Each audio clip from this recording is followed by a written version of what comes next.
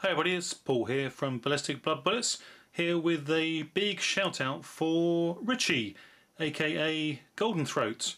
And Richie, he's very kindly organised a competition.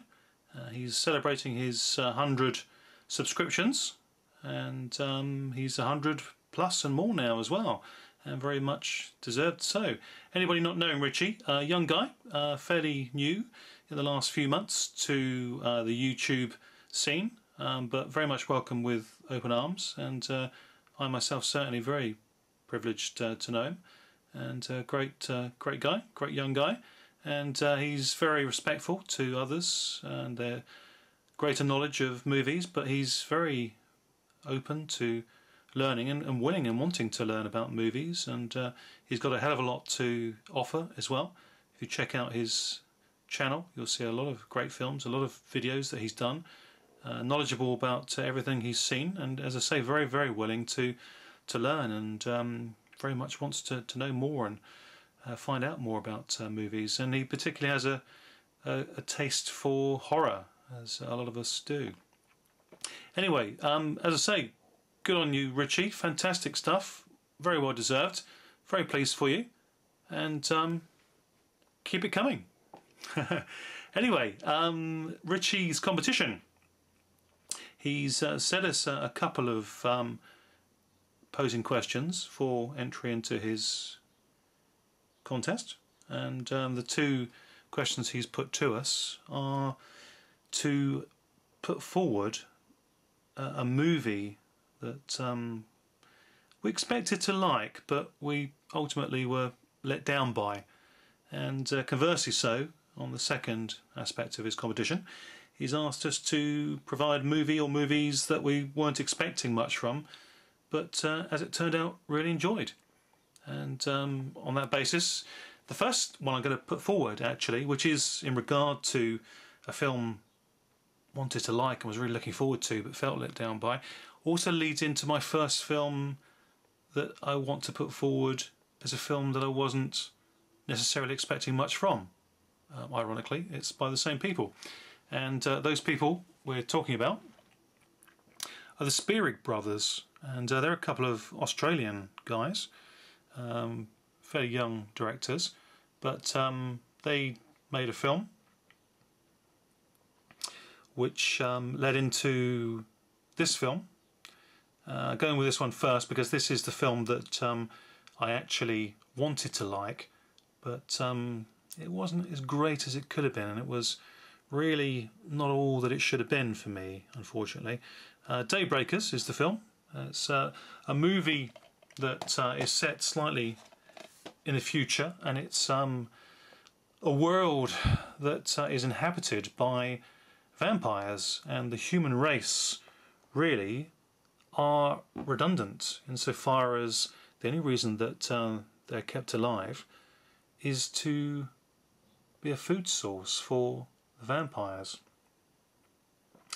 And these vampires really harvest the humans just for their blood. But there is a movement within the vampires led by Ethan Hawke, and who's aided to some degree by an underground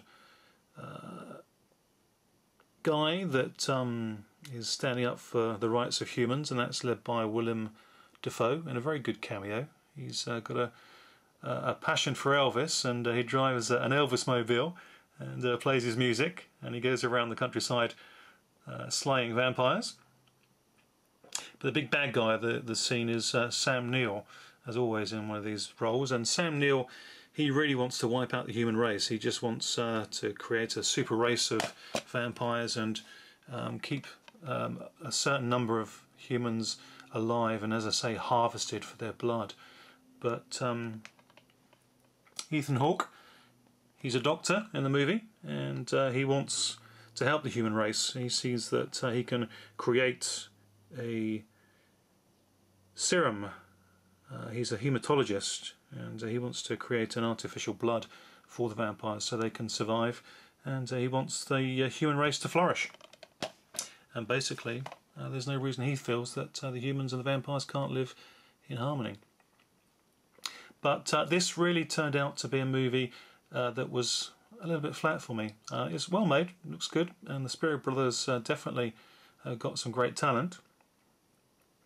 But it really was a film that spent about 5 years on the shelf, and it seemed to never ever come out. It always seemed to be on the way, but never ever came out. And it wasn't until 2009 that the film was finally released. And after all the hype and after all the build-up of it, it ended up being a bit of a letdown. As I say, don't let me put you off the film. Definitely worth seeing, but for me, it was, from the Spirit Brothers, a bit of a letdown all round.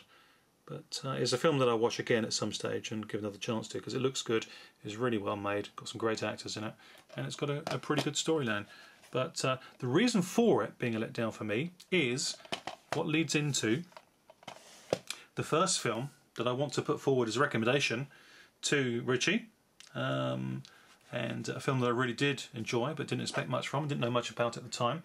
And that's the first entry from the Spirit Brothers, and that was from 2003, and it's the Undead. And this is good old-fashioned Australian outback zombie undead fighting of the finest order. Not a big budget movie, but it's a delight to watch, full of fun, lots of zombies. And the Spirit Brothers, they really have shown what they can do with their first opus in the horror genre. This is what it's all about, and this really is what made me really look forward to Daybreakers.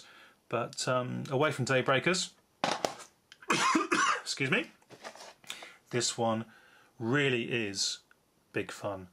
Prepare yourself, as it says, for Undead. Really, really good. Can't recommend this one highly enough. And definitely a film that I didn't know much about, picked up, took a chance on, and really enjoyed. And I definitely look forward to seeing this one again. So those are the two films by the Spirit Brothers. One not so great, and one extremely good. Another one that I want to put forward, as I say, really as a recommendation to Richie, as well as being a film that I didn't expect much from, but turned out to be something quite cool and good, and that's Dead and Deader, and it stars Dean Cain, famous or most infamous for playing Superman in TV's long-running series Lewis and Clark. Lewis and Clark? Yes, Lewis and Clark. Completely forgot what the film was called, or the TV series was called. Lewis and Clark. But Dean Cain in this is brilliant, absolutely fantastic. He's basically like a sort of special ops guy. He's sent in with his people to deal with not a terrorist threat, but a zombie threat. There's an outbreak, a sort of an unusual disease that's broken out, and it's in the Cambodian jungles, and it's an experimentation that's going on there, and it's to do with bringing the dead back to life and creating a super army of soldiers. And everybody gets killed, all the zombies, and including Dean Cain and all of his men. But that's not the end of Dean Cain, because the very same serum is used to bring him back to life, and he becomes a super soldier. But unlike the rampant zombies, Dean Cain's in control of his thought process, and for all intents and purposes he's still human, but he's got all the attributes and strengths of one of the undead, and that's put to good use by his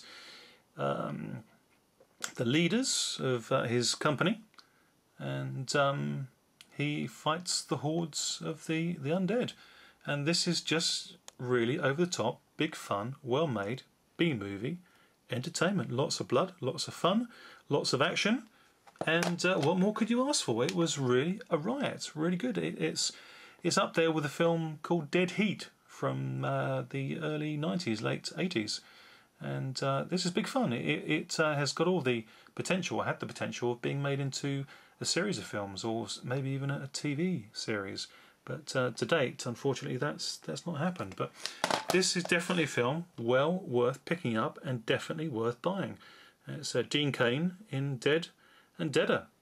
Very, very much a film that pleasantly surprised me. Good fun. Dead and Deader.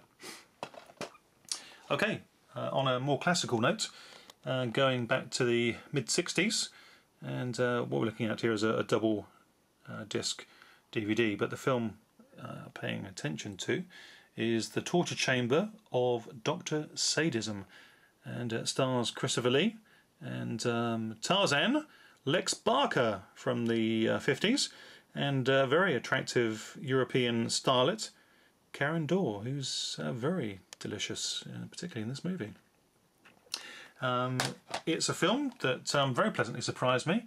It is released uncut in this format, in a widescreen release, and basically it stars Christopher Lee as Dr. Sadism, who takes pleasure in killing off virgins of the local countryside, and he's trying to bring the dead back to life. Seems to be a theme.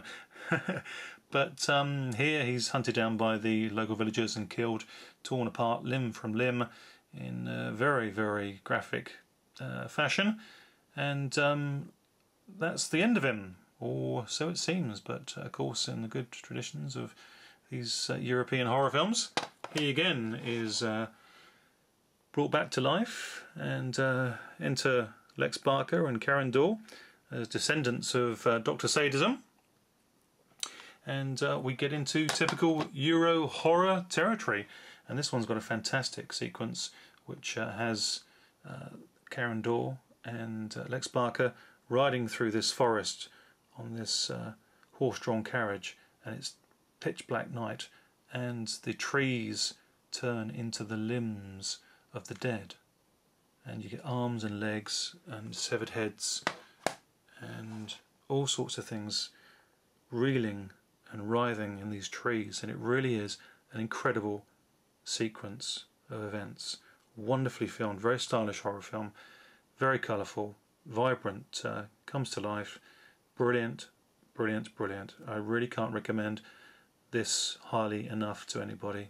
Any fans of Euro horror from the 60s, this is definitely one to get, and that's The Torture Chamber of Dr. Sadism.